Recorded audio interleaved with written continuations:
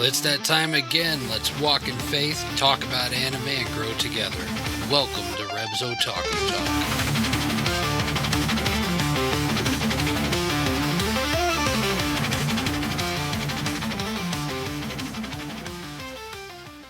Hey, Otaku family. Welcome back to Reb's Otaku Talk, where faith and fandom collide. I'm your host, Rev, and joining me is my co-host, K2. Howdy, guys. Good evening. And together we'll venture into the world of anime through the lens of Christian values. Whether you're a seasoned otaku or just starting your anime journey, this is the place where we blend our love for all things anime with a walk in Christ. Join us as we explore thought-provoking themes, inspiring stories, and tackle the deeper connections between our favorite shows and our faith. It's all about finding God's truth in the worlds we love. This is your Christ Walk with Otaku Talk. Let's get started. How's it going, K2? It's going pretty good. I can't complain this week. How about you? Doing all right. It's been an adventure since recording our first episode. Just released today, and I will tell you, editing that throughout the week and then getting it dispersed and distributed and then listening to it online, I can tell you that I've learned a lot on what not to do. So hopefully this week's will not be so shifty in the volumes. I have to tell you and our audience this. Whenever I did Questions from a Cup, we had this very big fanfare. It's like a medieval fanfare that is used generically on quite a few fantasy animes. Yeah. And the fanfare played, and my daughter started crying because it scared the living snot out of her because it was so much louder than the talking. So, we are not going to do that again. So with that being said, today we're going to dive into the world of Trigun. So guys, grab your Pocky and your Ramune and let's talk anime through a Christ-centered lens. Trigun was created by Yashiro Naitao. Trigun is set in the distant future on a barren planet. Vash the Stampede is a notorious gunfighter with a reputation so brutal, he has a $6 billion bounty on his head. When the word of his arrival spreads, entire towns flee in fear. However, the truth about Vash is far from the ruthless legend that precedes him. The mysterious and conflicted protagonist of Trigun is actually a more heroic figure, though he can be completely clueless at times. Yes, he is. I remember that show back. I haven't watched it since I was in college, but yeah, that was a good show, and he was pretty much a klutz. Yeah. Like I said last week, whenever I kind of threw a sprinkle of what was going to happen in this episode out there, another pastor recommended this to me. Okay. And I had been questioning watching it or not because of the fact that I'm not a huge Wild West guy. Mm-hmm. I like certain Westerns. I don't like all of them. And the thought of a sci-fi Western, it was like, okay, we're going to get another Aliens versus Cowboys anime style. And I just did not want to disappoint myself like that. But I finally gave it a shot after it was recommended to me. Yeah, it's like Cowboy Bebop, but in the desert and not in space. Yeah, and Vash is a whole lot more klutzy. But as I watched it, it honestly astonished me, the development of all the characters. Because all of them are completely different personalities. But in the end, they all came together, where at the beginning they were kind of against each other, or they were passively aggressive towards each other. And to see it evolve into a team was really cool. And I really started dissecting it after that. As we watch it throughout the course of this, like, again, sci-fi Wild West adventure, we follow Meryl and Millie, who are two lady insurance agents that are charged with the responsibility of finding and investigating the allegations against Vash the Stampede concerning the amount of damage he's done to towns in his name. And that's the whole thing. Damage was done in his name. As they travel alongside this mysterious gunslinger, they find him to be very compassionate, full of faith, and a person who would not take a life but would look to find a way to solve the problem with no fatalities, even if the person deserved it. We also discovered as we watched it, he has a lot of self-doubt, and we learn this a lot whenever a pastor character named Wolfwood joins the journey, and then upon Vash's death, he learns a very important lesson with the weight of a cross. A literal cross. Yep. Well, the cross is a gun case, isn't it? The cross itself is a gun. It is the gun. That's what it It's was. a very, very cool gun. Yes. It's wrapped up in cloth, and it's the cloth is held shut by leather straps, and he's got a leather strap that goes over his shoulder, and he carries the cross everywhere he goes. And the cross was his weapon against evil and against stuff that didn't go well with the religious sect that he was a part of. Come to find out that the pastors were assassins, which was a crazy twist. They were assassins pinned on evil. That seems to be a running theme in anime, I've noticed. Well, the crazier part is that a lot of the pastors ended up being evil themselves. And that can relate to corruption in the church, which, sad enough, happens. And it's not good whenever it happens. I've seen some pastors go rogue, and I've seen some pastors say some not so savory things from a pulpit. We're not talking fire and brimstone. We're talking about profanities, and I've been witness to it. So I know that whenever it's in a church, that stuff can be there, and it's sad because the people who follow them, they're not seeing Christ the way they should. And that was part of a message that, that I kind of got out of that was, especially in today's world where the book of Revelations is a very huge thing. It basically says, beware of wolves in sheep's clothing, beware of false prophets. And there are some pastors out there who are not going to be in the spot that they should be. There are a lot of pastors who have admitted, I got into pastoring because of the paycheck. Because if they hit a mega church and they did everything right, they'd be making bank. I mean, there's pastors who drive around in Lamborghinis in some of those mega churches. They make that much money. So some people take advantage of it, and it's a big falsity. And I think that's where nowadays we have a lot of skepticism whenever it comes to church, and a lot of pushback, and a lot of people don't want to do it, and that's where they look and they say, oh, the church is full of hypocrites. I can almost guarantee that you're judging them the way they're judging you. So aren't you, at that point, I always question people, don't you see yourself being a little hypocritical in that as well? Yeah, I think, and also from our generation, when growing up back in the 90s, when all we saw on TV, if it was Christians on news or anything, it was the evangelicals preaching hate and, just doing everything nasty that nobody else liked doing. Well, that's the reason why I started this ministry, actually. Back in the late 80s, early 90s, because, to add a little bit of subtext here, millennials are called the lost generation.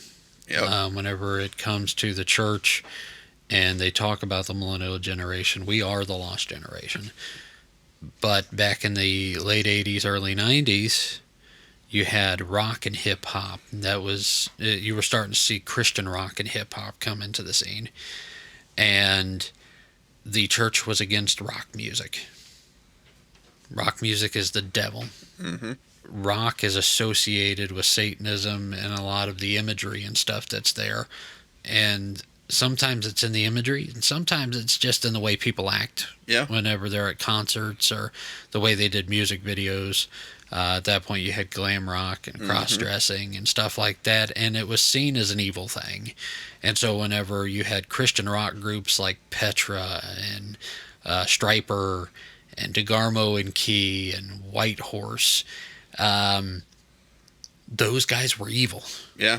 But that's what the millennials wanted to listen to. Yep. I remember listening to, I believe they were Christian, Demon Hunters. Yeah. Yep. Yeah, I haven't heard that in a while. Yeah. Holy cow.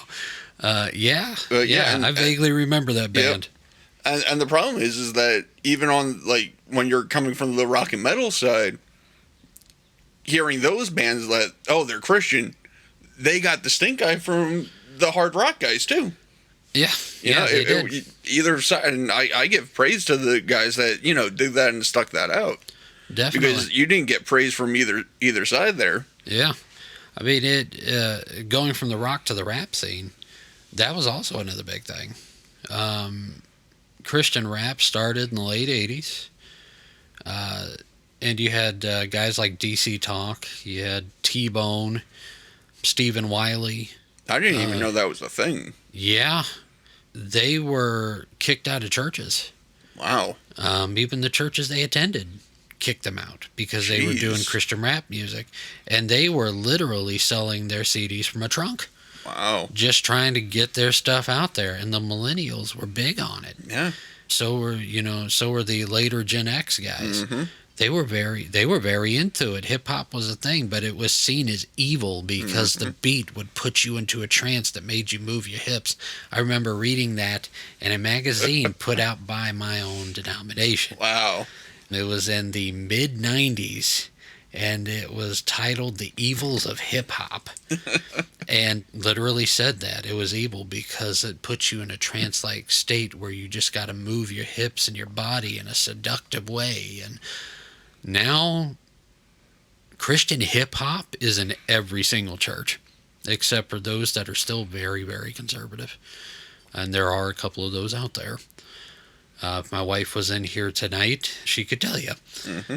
But that's the reason why I started the ministry that I've started. I started Revs Convention Ministries in 2018. And it was because of the fact that I saw a church standing outside of the MetroCon Anime Convention in Tampa, Florida.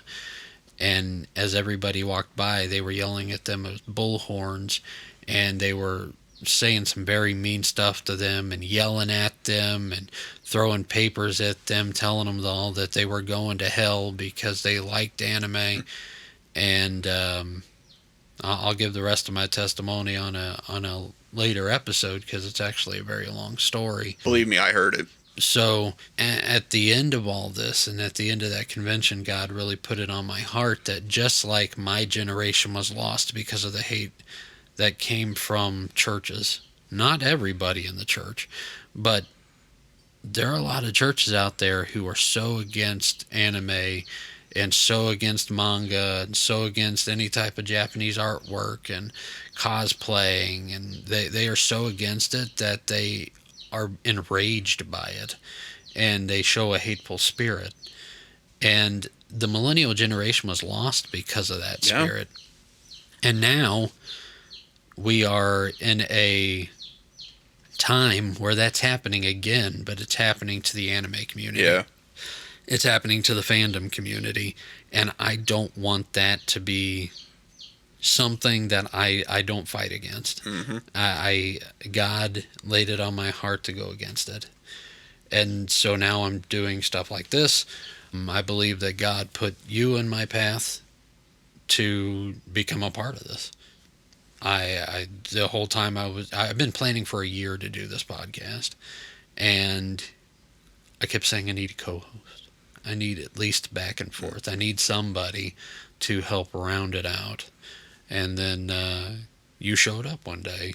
Yeah, that I did. And I mean, I don't think we're on a divine path of getting put here in the same place. I think it was just a timing and coincidence.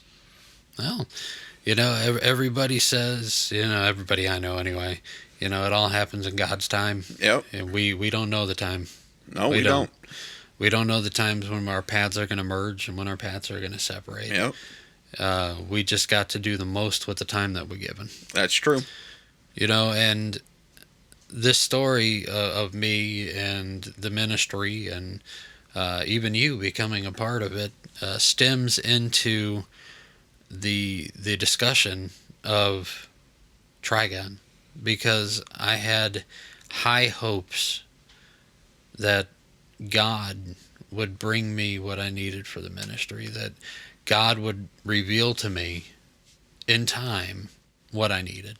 Okay. And it's happened. I mean, after a year of planning a podcast, it finally happened. But if we got to look at faith in a perspective and true hope. And I think that I had to learn that over the past couple of years. And whenever I watched Trigun within the past year. Mm-hmm. And I learned the lesson from Trigun, which is where this Okay. which is where this episode came from. I learned what I needed, and I learned what I had to know from watching this anime and being able to relate to a character in some way, shape, or form. Okay. There are many things throughout this anime that we can talk about, but the thing I want to talk about is at the end of the story. If you haven't watched Trigun, there are quite a few spoilers coming up. Spoilers for a 20-year-old anime. Yes. Spoiler alert. Okay, guys, because I just watched it a year ago, and there's still a lot of people out there who haven't watched it. If you haven't, please pause this right now and go watch it. Yeah, it's a one-season anime. You'll be able to watch it in a couple of days before the third episode releases, so you'll be able to come back and listen to the rest of this. And trust me, it will make a whole lot more sense. But there are a ton of spoilers coming your way about the end of the story, so unless you're someone who likes to read the end of the mystery book, you can either skip past this part a little bit so you can get to the end of it and watch it later, or watch it and then come back. Heading into the last episodes, I gave a little bit of a teaser last week. There comes a point in Trigun where Wolfwood is killed. Wolfwood carried a cross on his back everywhere he went, and it was his greatest weapon. Upon his passing, Millie, the woman he had started building a relationship, obtained his cross. When Vash was about to set out, they were all in a state of grieving, and Millie approached Vash with this cross and told him that he should take it with him. And she handed the cross over to him, and he says, "Wow, this thing is heavy." Then Millie replied, "That's because it is full of hope." Now I want you to hold on to that thought for a minute. Because as we move forward to the battle between Vash and his brother, there comes a point in the battle when Vash has lost his revolver and he has lost the cross and he is on the ground, vulnerable, and he's feeling that all was lost.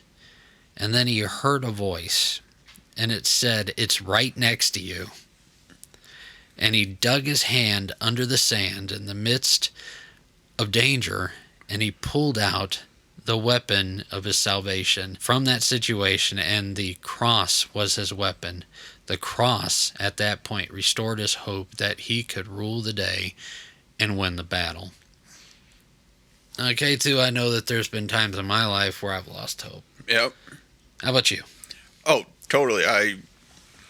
Like I kind of said last episode, was dealing with depression, kind of just getting over it with the help of good medication, good therapy. But yeah, there's been a lot of times where I haven't, seen the edge of the light, and you just gotta kind of push through, dig down, and hopefully you do have good voices in your head, telling you to keep pushing and dig in that little spot. You might find something that can help you. Well, that's true. I was sharing a short bit of my story on a different project that I'm doing, where I was really big into recording music. At that point, I was mostly creating beats and instrumentals for underground hip hop artists and stuff like that, and some indie artists. And I was working on my own albums on the backside of that. But I was hanging out with a lot of the wrong people, and I shared a little bit of this last week. But it came to a point after my first concert where I just felt completely defeated. And it wasn't because the concert went bad. The concert actually ended very well, but the situations and issues that happened in the midst of that concert, and it was with my opening act. The situation that they created, that's what flipped the switch for me. of where am I going in my life and what am I doing. And after it was all over, my reputation was tarnished. I hated the person that I was becoming. All the friends that I thought were my friends, I discovered they weren't. Yep. So I found myself, for the first time in years, utterly alone. And I didn't know what I was going to do. I didn't know where I was going to go from there. It's like, God, what am I doing? And in your time of need and in your time of want, in your time of desperation, whenever you hit the bottom of the well, the bottom of the pit, and you're a complete broken person, that's usually whenever you will discover where God is and what he's been doing in your life. That's usually the point when most people find God. And for me, it was more like a rediscovery. Mm-hmm. Because at that point, like I said, a lot of people left my life. All my friends were gone. Girlfriend left me. Had nobody to hang out with at school. I started high school sitting at a table by myself. I ended high school sitting at a table by myself. That was pretty much me. And what was even worse is through the course of all these new friends that I lost, I badmouthed my old ones. Mm-hmm. And I lost to them. I mistreated them, and I pushed them away. So I was utterly alone.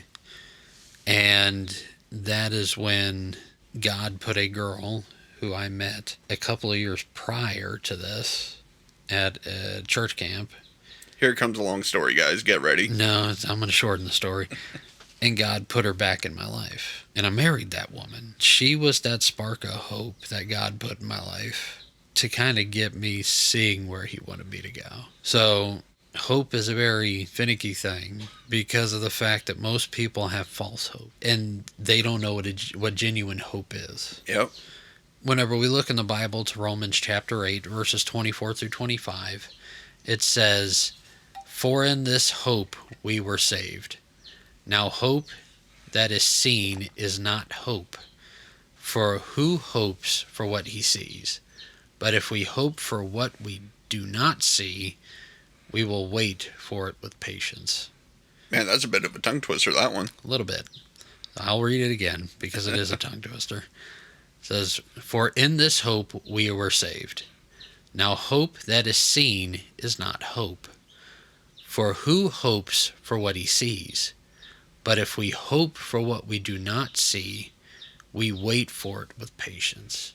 Now, if you look at stuff from a standpoint of definition, by definition, the things that we cannot see, or believing in the things that we cannot see, is faith. That Makes is sense. Faith in definition. Yep. Believing in the things that you cannot see. Yep.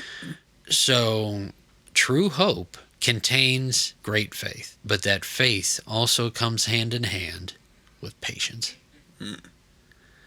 As human beings, we hope for better lives.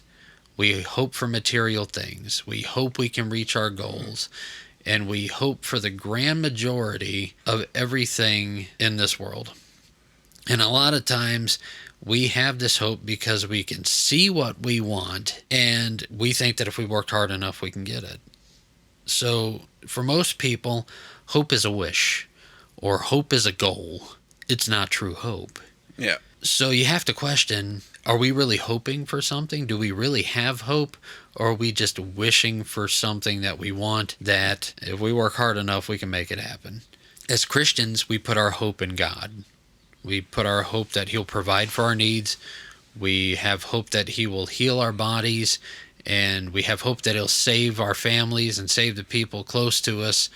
One big area where somebody had true hope. My aunt, she had a bad liver. Okay. Completely non-functioning. And it comes with her choices in life. But she had a completely non-functioning liver. And she has been on a transplant list for years and trying to find people to help take care of her so that she can get the transplant done because there's a bunch of requirements and she can't get this stuff together. And she lost all hope.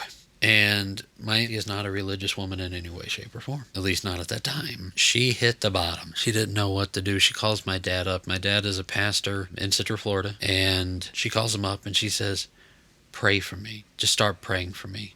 I've done everything the doctors have asked. I've changed my habits. I've changed my life.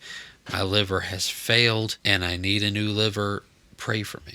Pray that I get what I need to get a new liver. And my dad says, no, I'm going to pray that God heals your liver. That non-functioning dead liver. And me and my dad and my mom and my wife and basically the rest of my family, along with our church family at the time, started praying for her. Okay. Within 2 weeks, we get a call and a completely non-functioning liver started functioning. Really? That's wow. She put her hope in the one thing that she could not see. She put her hope in something that she thought was impossible. She had faith. True hope had that ounce of faith in it. And she had no choice but to wait. And a non-functioning liver that needed to be replaced started functioning. Yeah, when I hear stories like that, it does question my stance on faith of, is it real? Is there something there, or is it just belief?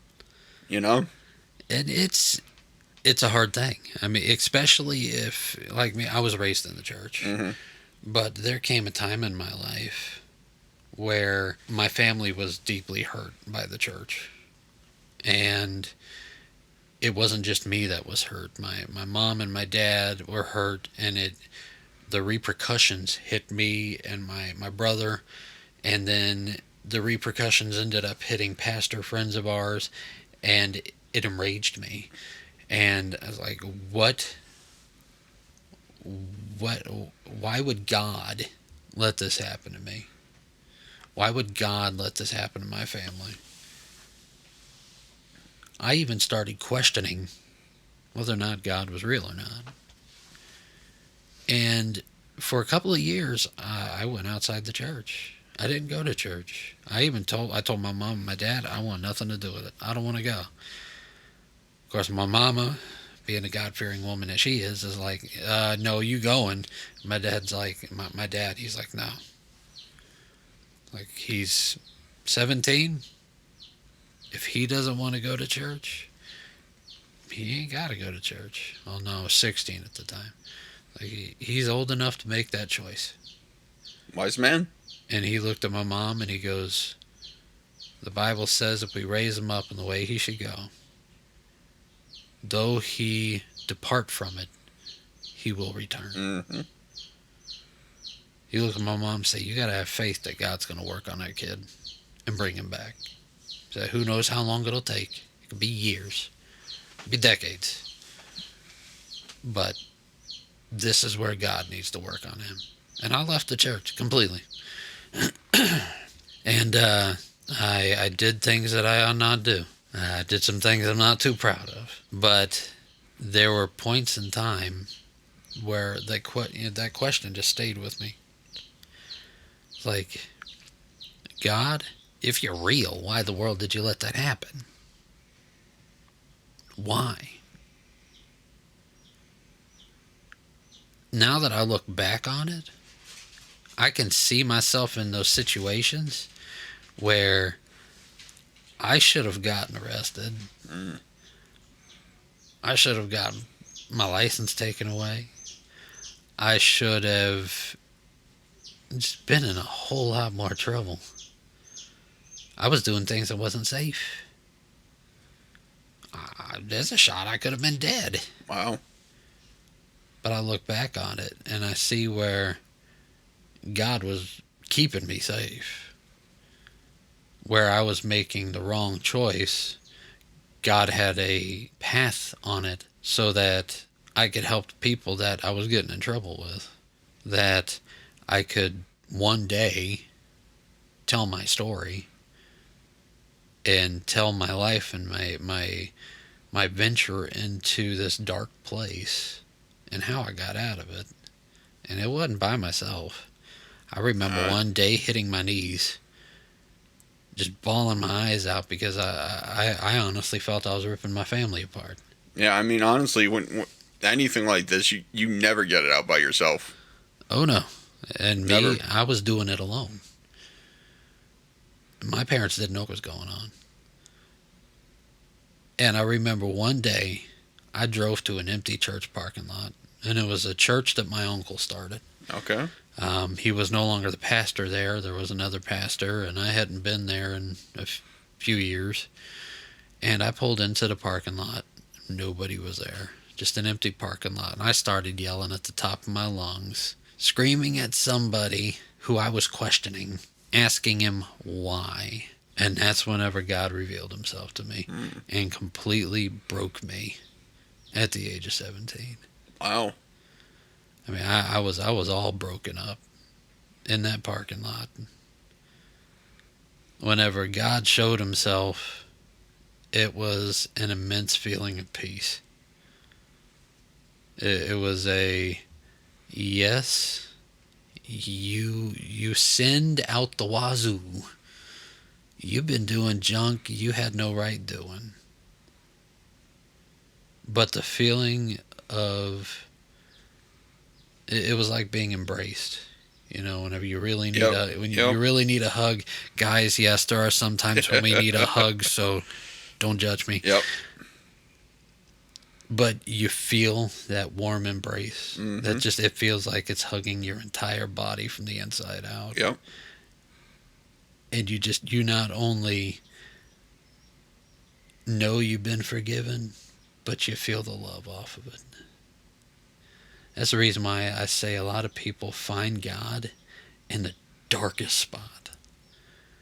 Because that is the point in time where we let go of ourselves completely. Yep. And we open up ourselves to hear God. That was a point where I could not, I no longer could question if I believed in God or not. Because God touched me. Right. God touched my heart. God eased my mind. That was utter peace. And it was a hope restored. Like, I didn't mess up bad enough that I can't get back on the correct path. It's that straight and narrow path we talked about last episode, last week. Where, we go off to the side. But there's always that curb that takes us right back to the straight and narrow path. But there's those of us who try to push through the brush because we don't want to go back. We think we got a better way. But even if we push through the brush, most people in the woods, if they push through the brush, are going to go in a circle. Yep. And they're still going to end up right back where they started. And that's what happened to me. So I can't question whether or not I believe in God, because yes, I believe in God. Because I know what God did for me. And I can tell the story of what God did for me. I had somebody one time tell me I needed to write a book because of all the junk I went through. And I spent a week worth of telling my story to a couple of people. And you should write a book. I mean, from the stories you've told me, yeah, I think you should write a book. Or, book it out through the podcast here. Hey, we could do that.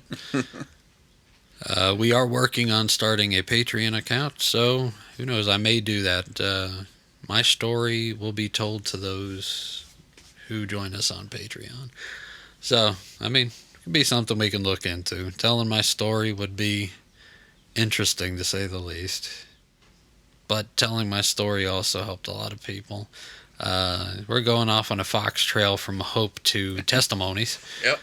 I believe it's in one of the Johns. It talks about how your testimony is your greatest weapon. It's your greatest tool.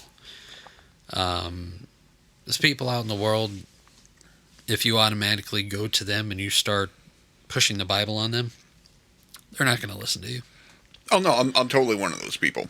But if you share your testimony with somebody and what God is doing for you right now in your place, right there, in living color, living Yep. time, what God is doing now, they will listen. Well, it's the old adage of you catch more flies with honey than you do with vinegar. Yeah, and You know? it's sad that That's- people look at the Bible as vinegar.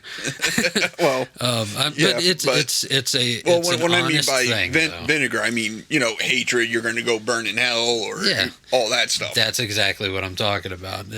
People want to push the fire and brimstone side of it, but they don't want to tell you the good news end of Yeah. it. And that's what our testimony does. It opens up the ability for us to say, this is what God did in my life. This is a grace that he showed me. Now let me tell you about the grace of God. Mm-hmm. And therein lies the good news. And that's where we go back to the cross.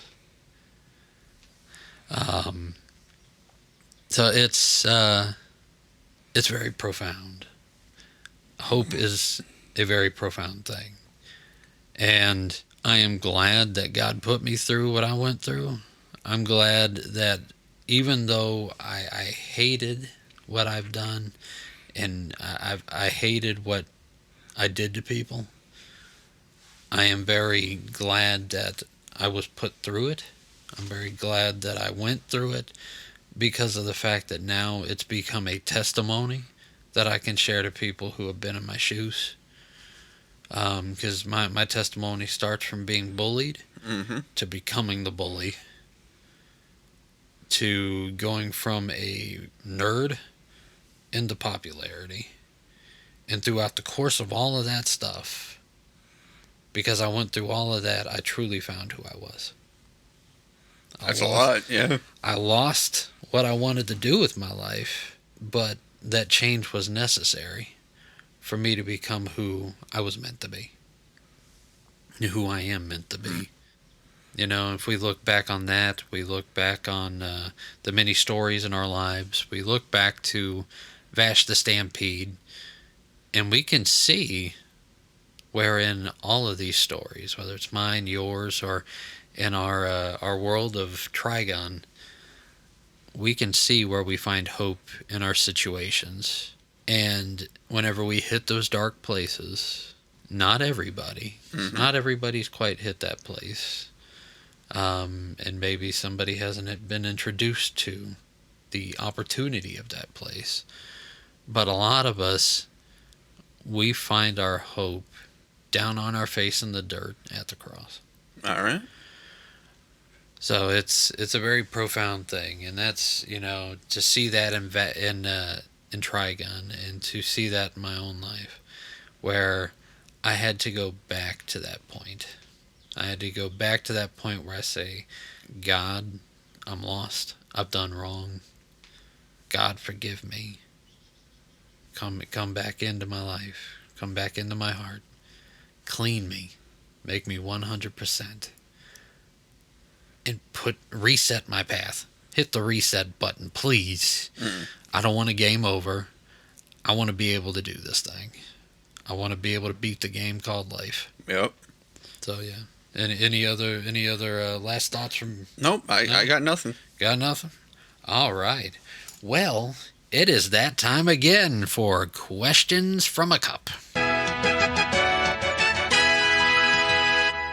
Questions from a Cup is a segment that we do on this podcast where we take questions from our listeners and we put them into a cup. We draw these questions about faith, anime, manga, whatever you can think of, and we give you answers. So you can submit your questions on our Facebook community page, Rebs Otaku Talkers, or comment on the podcast in the comment section, and we can draw the question and we can dive in and discuss it and dissect it and get you the answers that you are looking for. So without further ado, K2, I had you draw last week first, so I will draw a question. And last week I said a relation to Goku in my cup, and that's because the cup that I use has Goku on it. My daughter got it for me for Christmas last year, and I put it to work. So that's why my cup for this has Goku on it. So the question is, do you prefer sci-fi or fantasy? What is your favorite setting? This one is not an easy one for me. I was raised sci-fi and fantasy, but I learned over time that it all depends on the story. There are certain stories that cannot be told from a sci-fi perspective. This is not anime, but there was a show that I really like to watch, and I watch it over and over and over again, called Eureka, and it was on sci-fi, on the Sci-Fi Channel. Eureka is a town that is riddled with scientists. It's actually a town made for scientists to invent things and come up to answers for questions, and how they make money is building things for the military. And these high school students are like graduating, their genius level. They're graduating high school at like 12, 11, 10. Wow. And one of the kids was said to be a cinematic visionary. And he did Midsummer's Night Dream from a sci-fi perspective. Okay. And it was horrible. Because that's very much a fantasy setting. Yeah, I remember watching a movie back in high school. It wasn't Macbeth. It was what's the other big one you read in high school? Romeo and Juliet. Romeo and Juliet. It was like a modern day Romeo and Juliet. Oh, the one with Leonardo DiCaprio. Yes, in L.A. Yes. Yeah, no, I haven't that watched was that one. I think we've got it. I think it's on the shelf, but no, I have not watched it because it was interesting. Yeah, I heard that if you like the story of Romeo and Juliet, don't watch it. Probably. I mean, like most film to book adaptations, I'm sure it was not good. I mean, it would make sense. I still haven't watched it, and it's okay. For me, it just all depends on the story. It all depends on the setting.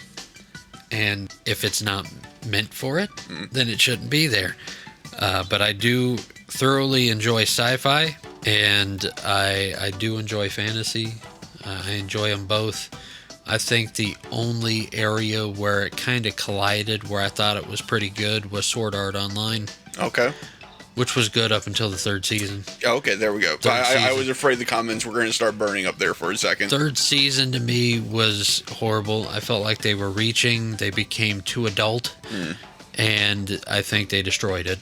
But seasons 1 and 2, it's like Ready Player One meets Final Fantasy and Lord of the Rings. Yep. I mean, it was a pretty cool show. Yeah. Let's see. For me, I kind of similar to you. Both stories are pretty cool, depending on what they got going on in them. But me, I like to have nice, clean stuff. I don't like sleeping on dirt floors. I don't think that's very comfortable. I'm going to go with sci-fi. And more specifically, this is probably going to be not the best setting to ever be in, but I like Warhammer 40K. So, yeah. I'm not going to live long or probably enjoy myself, but hopefully I'll be able to kill something in there before in my short time frame that I'm alive. That's funny. I was just watching something last night and an advertisement came on, and it was for the Warhammer movie, the anime. Oh, okay, yeah.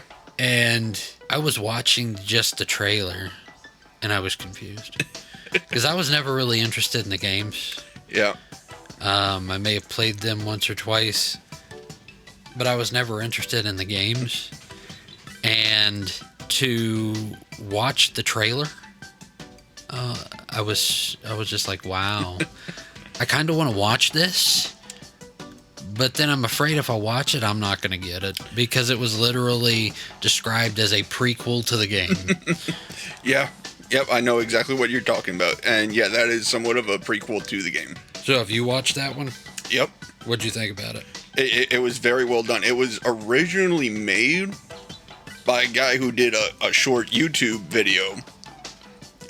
I think it was about 10 minutes or so in total, but divided into like 3 separate things. One guy animated it. I'll have to show you this after the podcast is up. Yeah, I'll have to show you the one that I was watching at, because who knows, it could be something different. I think this one was a prequel to Warhammer 4. Yep. Yeah, okay. Well, it could be the Yeah, same no, thing. I think I know what you're talking about, but yeah. Yeah, there are many podcasts devoted to lore dumps on that, and YouTube. If you're interested, go check them out. Yeah, I'm going to have to look into it because it had me questioning last night. All right, you want to do one more question? Sure, I'll grab one All more. right, so let's shake it up. All right. What question do we got? What do we got here? Oh, this is always a fun one. Pineapple on pizza. I am pro pineapple. All right. I used to be heavily against pineapple on pizza, but I can start to see why people like it and think it's a good idea. The one I can't get behind is mushroom. I like mushroom too, Mushroom. but I like mushrooms by It's themselves. a meaty taste without any meat. Okay, well I can see. You know, I can see gotta your issue. have my meat. Me, I'm a mushroom guy. I'll eat mushrooms raw. Okay. I just like mushrooms. Now, I have a secret recipe pizza Okay. for pineapple. And it is one that even got my wife to eat pineapple on pizza. So I'm going to share with you guys my secret.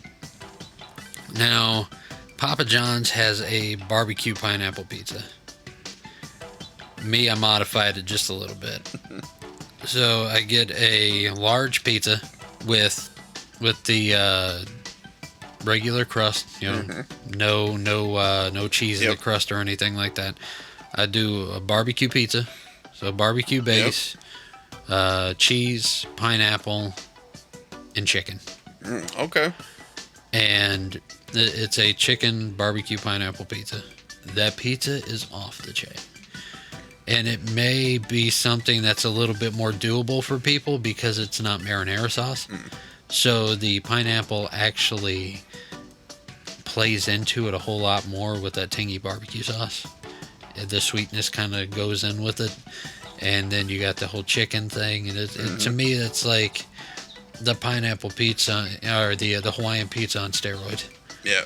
But that pizza, I have yet to meet one person who has not pushed themselves to try it and did not agree that pineapple did at least belong on one pizza.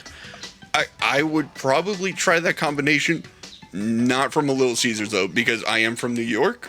So I it is against anything I do that I cannot have a chain pizza. Oh, like I said, this is Papa John's. Yeah. It's like OG Pizza Hut. Again, but it's not mom and pop run little Italian nook. If you want a little Italian pizza place, there is a place in Ocala called Sammy's Pizza. Place is off the chain. Another mom and pop place, which is going closer to Silver Springs, is Laredo's. Okay. But Sammy's to me is better. And Sammy's is right off of 60th. It's around the corner from Next Church, which is where we go. So if you want a New York style pizza, Sammy came from New York, and he brought the pizza with him. All right, yeah, he knows how to make a good pizza. So, I'll trust that guy. I'm not a big fan of New York pizzas. Like, I've been to a lot of different New York pizza restaurants that are mom and pop owned. Him and one in Brunswick, Georgia called Fox's Pizza. Those are the only two places where the pizza was like, this is the only thing that would make me go for New York pizza. Because my family mostly lives in Illinois, so me, I'm more of a Chicago-style you're a deep dish guy. I like my pizza's a pie. Okay, Yeah. it's not bread with cheese. It's on not it. finger food. It is a pie. So to me, the thing that trumps New York style pizza is Chicago deep dish. Okay.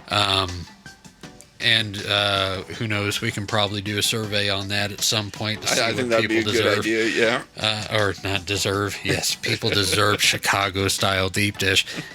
No, what people, what our audience and our listeners prefer, whether it's Chicago style or New York. Remember, you can prefer the Chicago, but just remember, you're wrong. It's New York all the way. It's okay to be wrong. There's no shame in it. He will find himself to be very wrong. Did you know that apparently kiwi on pizza is a new thing. Kiwi on pizza. Pineapple's looking good now, isn't it, guys? Yeah, I think so, yeah. Whoever came up with that should be burned at the stake. or at least charged with war crimes. I don't know. Okay, find whoever started this kiwi thing and take him to Guantanamo Bay. Yeah, no. Everybody in the world will agree with pineapple on pizza after seeing this whole kiwi thing. So I think I'm going to stop there because that's just a little nauseating to think about. So we're going to go to a new segment called Anime Did What? This segment, we are going to talk about weird yet cool things that companies have done bringing anime into their products. And the first one we're going to talk about is a pretty cool one. And I'm going to try and figure out how to get this thing, because right now it's a Japan-only item. So I'm going to try to figure out how to get a hold of it. But the creators of Naruto have done a collaboration with Transformers. And they are going to release this Naruto Transformer. It's a 2-piece set. And it consists of one of the Transformers is Kurama. And the other one is Gamagichi. It's going to hit the stores this spring. But the price tag on it is a little high for the size. I mean, it's got to be, what is it, like 200 probably, if I'm guessing, if it's like a special edition? Wow. You are actually very high. Really? $54.99. 54, okay. It's pretty cool. It's a complete set with 2 kunai, 2 chakra plates, a Rasengan, a Rasengan Shuriken, 2 pair of swappable Kurama hands, and Gamagichi sword and summoning scroll. Wow. So it's a full setup. That sounds pretty good. But from what I saw in the pictures, yeah, they aren't that big. No, they're tiny. They're the size of like the OG Transformers. Okay. But I think, because from what I read, Kurama takes 14 steps to transform, and Gamagichi takes 12. Wow. So they seem like they're going to be a little bit more complicated. Yeah. Because your stage 2 Transformers back in the day was like 8 to 10 moves. Yeah. I actually have one of the highest stage Transformers. It's a Optimus Primal, and it turns into 6 different things. So yeah, it's going to be pretty sick. It's going to be pretty awesome. Oh, wow. The next thing, this is that thing that I was telling you about before the show, that the prices are just going to be insane. And the girls are going to love this. In 2023, Jimmy Choo released a line of Sailor Moon shoes. The brand released a second line of Sailor Moon inspired shoes. Okay. So we're on Sailor Moon part dose, okay? These shoes were inspired by Sailor Pluto, Sailor Saturn, Sailor Uranus, Sailor Neptune, and Chibi Moon. Which pretty much tells you that they did it from, Sailor Moon Crystal? Yep. The boots have a starting price of $2,710. They have a set of sneakers, okay? $718 starting price. I mean, people bought the first wave, so there's obviously a market for it. It doesn't stop there. If you really have deep pockets, for a whopping $7,500, you can get a crystal-studded Luna P clutch purse. Very tiny purse. I could put my 2 fists together, and it'd probably be about the size. $7,500 for a cat purse. This is why men like pants pockets. This is why you don't need to worry about anything. Come on. We're just waiting for Louis Vuitton or somebody to partner up with... we'll just say they can partner up with Attack on Titan, because, that kind of matches their color scheme. Okay. And just come out with a wallet and charge us $1,200 for it. Oh, okay, yeah. That's pretty much where it would be at, but it's still not $2,700 for a pair of shoes and $7,500 for a purse. But they have something for people who don't have deep pockets, though.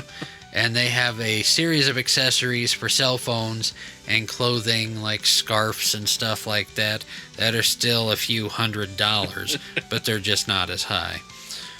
Yeah, still too rich for my taste. Yeah.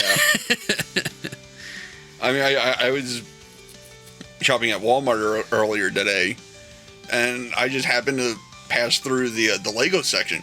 I couldn't believe how much the Legos have gone up in price. Oh yeah, well, you see, I got a couple of Lego things here in the studio. Just the one thing that's next to you was $100. Last but not least, there's something for the Pokemon kid inside of all of us. Oh boy. An 11.5 pound, life-size Porygon plush. This I have heard. It is 2.5 foot tall and 3.9 foot from nose to tail, and it has a starting price tag of $380 American dollars. That one would probably be the only one besides the Transformer that I'd be tempted to buy. Just because of the fact that I think it would be really funny to see my baby girl trying to ride Porygon. I think that would be cute as all get out. That to me would be worth $380. So yeah, crazy stuff is happening, and anime is changing the way we get products. I mean, there's so much more, but if I were to tell you everything on this episode, I'd have nothing for next week. Couple of things I wish I could buy. But that is all the time that we have for today. Remember, for in this hope we were saved. Now hope that is seen is not hope. For who hopes for what he sees? But if we hope for what we do not see, we will wait for it in patience. True hope contains faith and comes hand in hand with patience. Father God, I thank you for the opportunity to do this podcast. I thank you for the opportunity to share my heart on a much larger scale than I could have ever dreamed.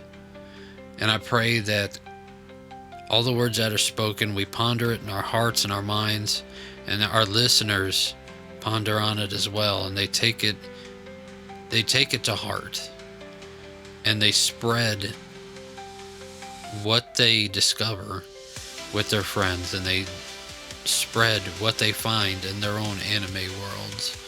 They spread the Christ that they find in those worlds. And as we wrap up today's episode, let us remember that you are with us in every story, whether it's animated or real. And I pray that you, Father God, will help us to see you in everything that we do and watch. In Jesus' name, amen. Amen. So I want to thank everybody for tuning in to Reb's Otaku Talk. Don't forget to follow us on Facebook and on X. And don't forget to subscribe to this podcast wherever you listen to podcasts. And share your favorite anime moments with us on our community page, Reb's Otaku Talkers. And share this podcast with everyone you know. Until next time, I hope your anime collection grows strong and your faith grows stronger. See you later, guys. Have a good night, guys.